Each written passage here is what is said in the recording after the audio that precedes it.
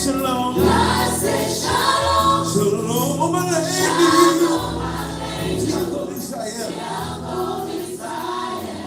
God say shalom. Yes, sir.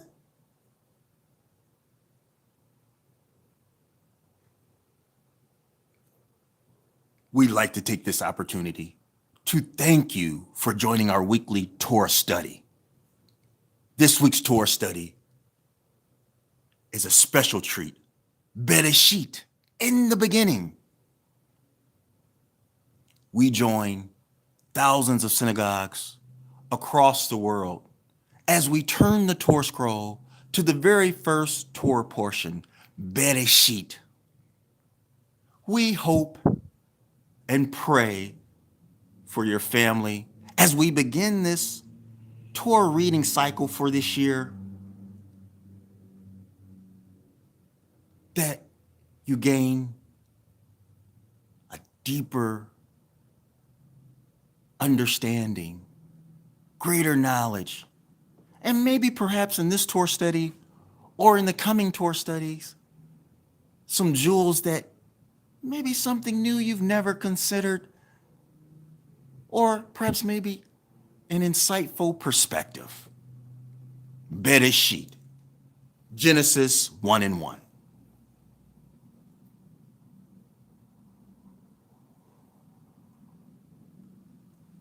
Bereshit, bara Elohim et hashamayim, ve'et haaretz. Ve'haaretz hata tohu vavohu vokeshet al pnei tihom ve'ruach Elohim merakathet al pnei hamayim.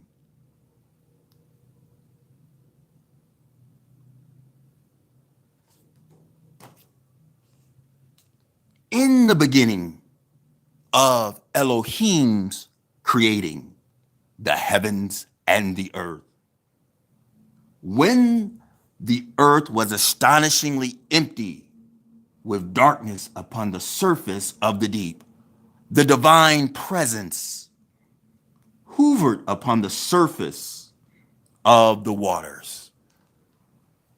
Have you ever considered, and perhaps maybe you have, when the waters were created?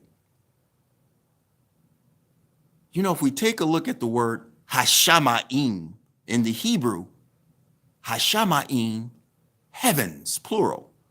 But inside of that Hebrew word, you have mayim, which is waters, in the plural. Very interesting. So when were the waters created in this aspect? And I hope in this Torah portion, there's some things that you gain, you understand that maybe you've never considered. And you understand the Hebraic language as well as the Hebraic thought. Now, if we consider the very first few words, Bereshit, in the beginning, bara, created. And this creative power that is spoken of here, Elohim, the plurality of God, and we will have some interesting dialogue and perspective on the plurality of God. Et. Now, et, what is et? The Hebrew letters, Aleph, the very first letter, and Tav, the 22nd letter. The Hebrew language consists of 22 consonants. And so Aleph Tav, which those who are linguistic scholars and Hebraic scholars and understand the Hebraic language say it's a direct object pointer, but et. And so in the beginning, created, the majesty, the plurality of the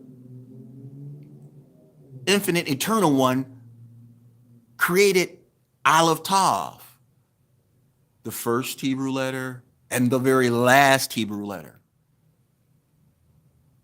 He spoke into creation. He spoke it into creation. Very interesting in our opening prayers, the Baruch She'amar. And when we say this in our opening prayers, it says, "Blessed is he who spoke and the world came into being." Let's take a look at that in Psalms Telehim 33, verse 6. Now, your page nation may be different, and I would encourage you to find a Hebraic Bible. Psalms 33, verse 6. By the word of Hashem, the heavens, plural, were made, and by the breath of his mouth, all their host. Ooh, host. Wow. And we'll talk about that as well.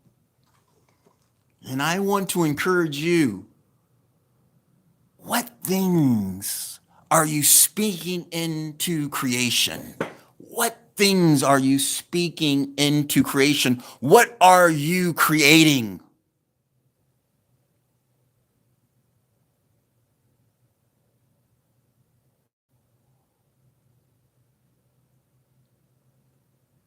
Also, it's very interesting what follows. It said, Elohim said, "Let there be light," and there was light. Elohim saw that the light was good. And Elohim separated between the light and the darkness. Elohim called the light day, and to the darkness he called night.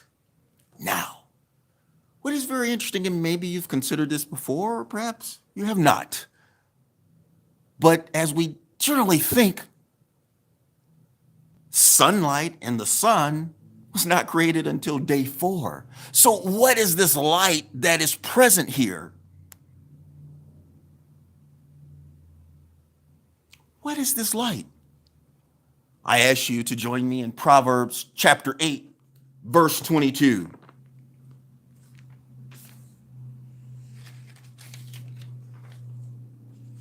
Hashem made me at the beginning of his ways, before his deeds of yore.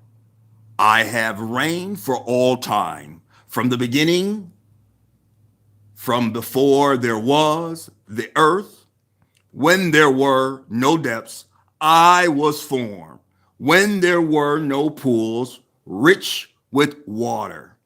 Before the mountains were settled, before the hills, I was formed, when he had not yet made the earth and its environs, or the first dust of the inhabited world. When he prepared the heavens, Hashamayim, I was there. When he etched out the globe upon the face of the depths. When he strengthened the heavens above. When he fortified the well springs of the deep. When he set forth the sea, its limit, and the waters would not transgress his word. When he forged the foundations of the earth, I was his nursling. I was then his delight, every day playing before him at all times, playing in the uninhabited areas of his earth. My delights are with the sons of men.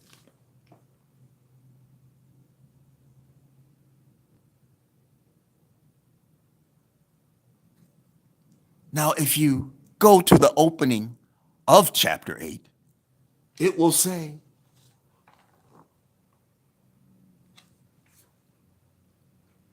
wisdom. Wisdom was present. We'll talk further about that as well. Wisdom was present. Some interesting concepts. And I think a good biblical foundation comes from understanding the creation story in perhaps a unique or different perspective or context. Now notice here,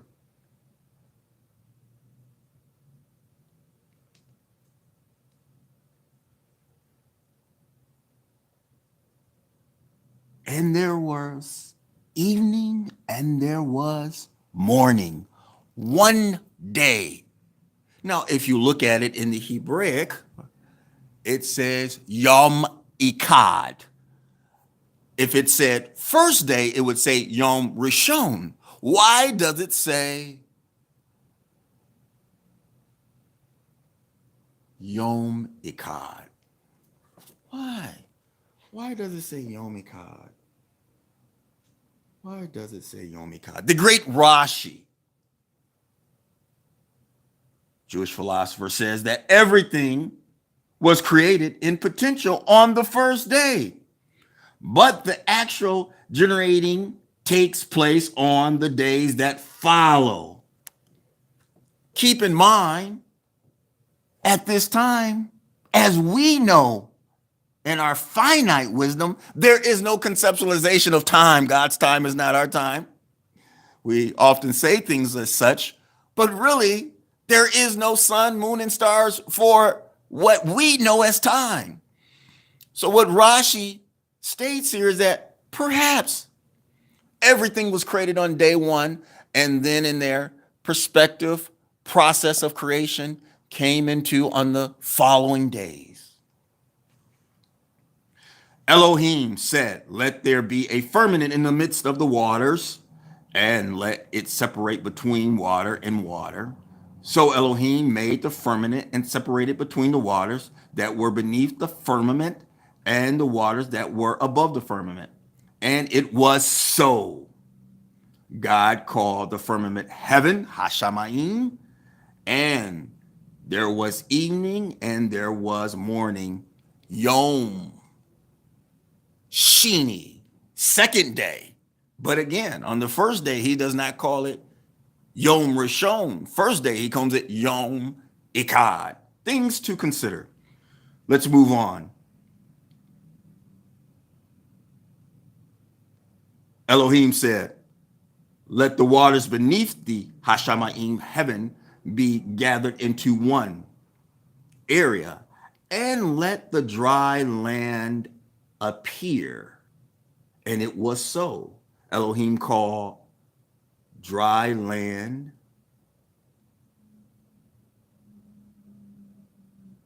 earth, and to the gathering of water he called seas. And God saw that it was good.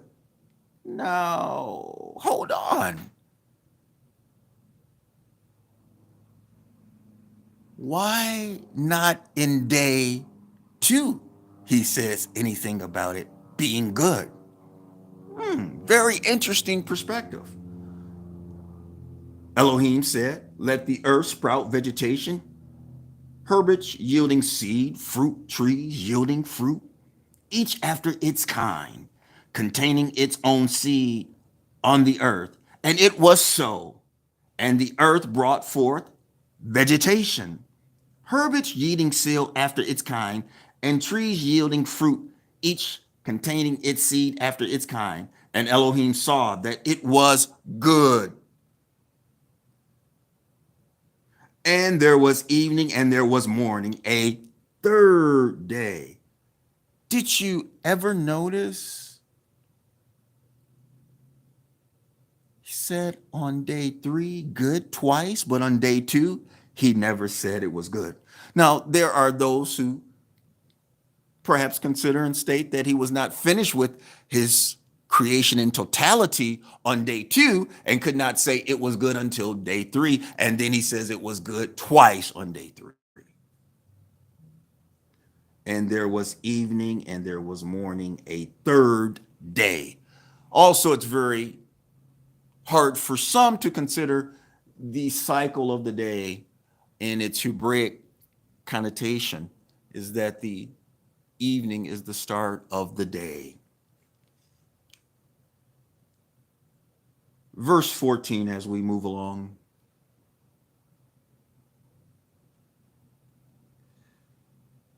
Elohim said, "Let there be luminaries." And I would encourage you to lose the word or the term luminaries as we approach day 4, because there's already light as we see. And we know that that light is wisdom. in the firmament of the heaven to separate the day and the night. And it shall serve as signs and for festivals and for days and years. And it shall serve as luminaries in the firmament of the heaven to shine upon the earth. And it was so. And Elohim made the two great luminaries, the greater luminary to dominate the day, and the lesser luminary to dominate the night, and the stars. Now, keep in mind, although we are very thankful, and throughout parts of the world, there are parts of the world that don't get a lot of daylight in certain times of the year. So we are very thankful, and those individuals who live in those regions of the globe, because they can very easily suffer from sunlight deprivation and lack of vitamin D, as well as those who have to have or who have to live in climates where there's winter, or in seasonal climates where there's 4 seasons, there's very dark days. So we're very thankful for the sun, but we do not worship any one or any other thing other than the Creator. And there was evening and there was morning.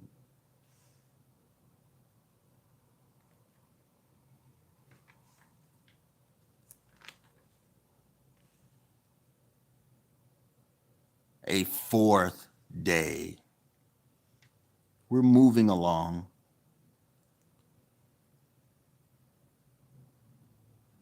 And as we move to verse 20, Elohim said, let the waters teem with teeming living creatures and fowl that fly above the earth across the expanse of the sea.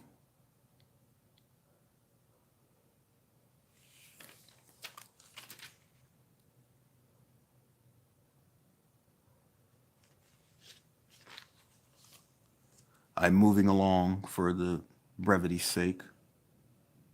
And he talks about the great sea giants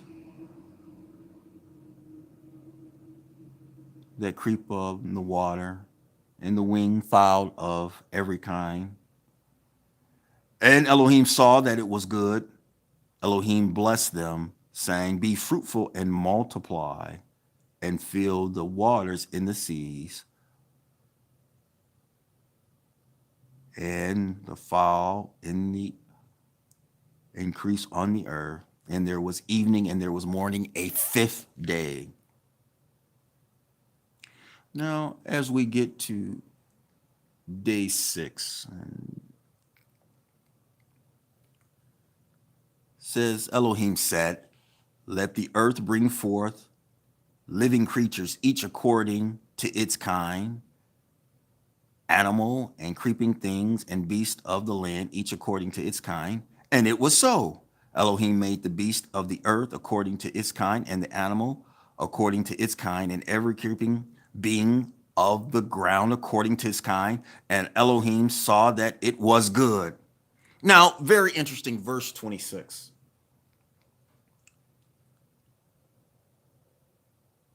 And Elohim said, let us make man. Who is the us here? Who is the us here? Who is the us here? If we look at this here in verse 26, and God said, let us make man in our image, after our likeness. And I want to encourage you, perhaps maybe we've been looking at this, or maybe we should consider it from a different perspective.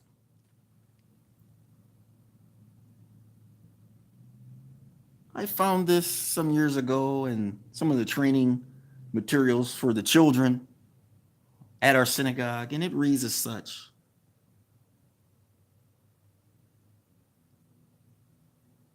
We are made in God's image. This does not mean that we look like God. And I think we spend so much time trying to look like God and telling the world, I'm made and wonderfully made in his image.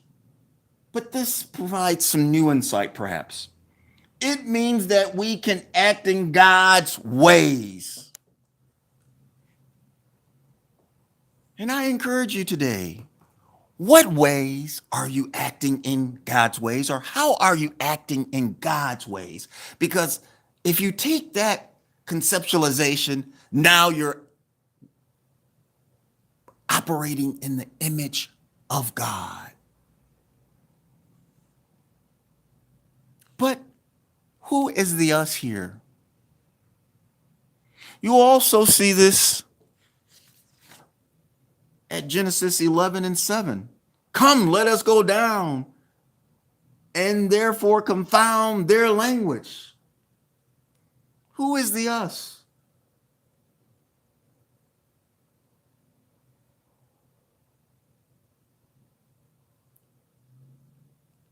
And I encourage you, if you look at the Hebrew word created, appears in the singular form. And that's why it's very important for you to understand the Hebraic language, Hebrew, as well as the Hebraic thought. If let us make man indicates a numerical plurality, although there is a plurality of the creator, it would be followed in the next verse by, and they created man in their image. It does not say that.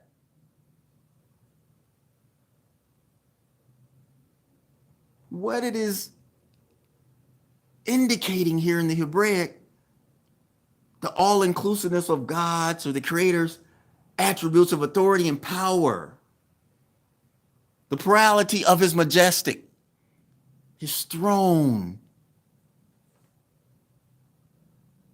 his host,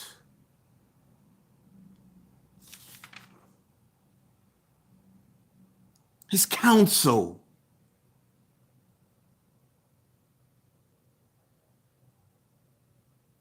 So I encourage you as you go through the scriptures and give some thought, because there are some who will say, well, he's being assisted. Well, if we took on that concept, although he has a royal council and a host, just so we are clear in terms of this, we go to Nehemiah 9 and 6, the book of Nehemiah 9 and 6, the prophet Nehemiah.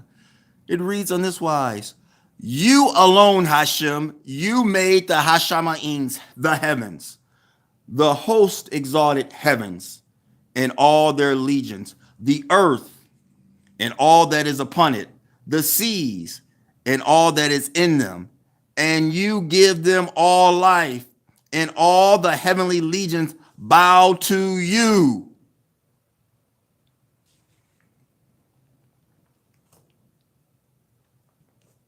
I would encourage you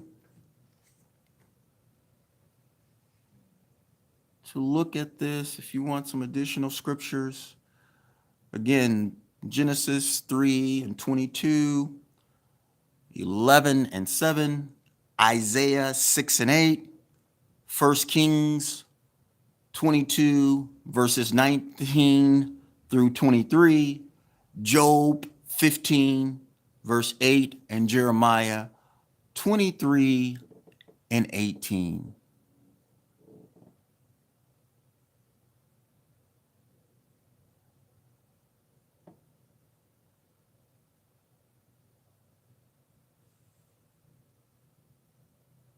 It says simply in verse 27, so Elohim created man in his image, and in the image of Elohim, he created him, male and female, he created them.